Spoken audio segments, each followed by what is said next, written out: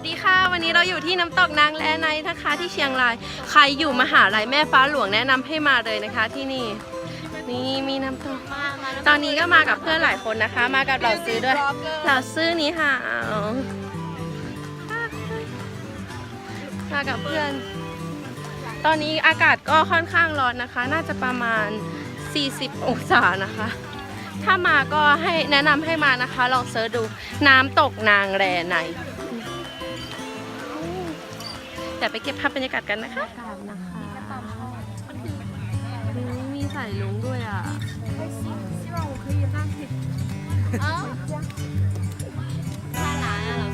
นี่คือคุณครูนะคะคุณครูเป็นเหล่าซื้อจีนเหล่าซื้อ这个叫什么呢彩虹เพชรบุรีค่ะเอ้ยบางสายหงอ่ะไก่ย่างเป็นไก่ทอดได้ไหม เตรียมลง YouTube ได้ค่ะ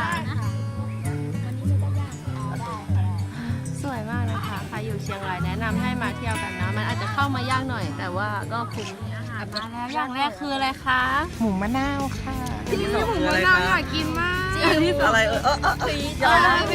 ออกสื่อไม่ได้ค่ะสื่อไม่ได้ปูเฮอหนีปูเฮอแปลว่าอะไรคะหนีปูเฮอไม่แดกค่ะ ไม่ได้ค่ะ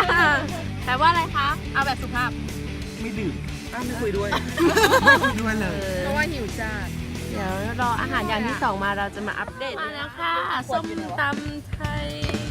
หัวมากนี่คือจะให้คนจีนลองกินนะคะแซ่บแพ้หัวมาก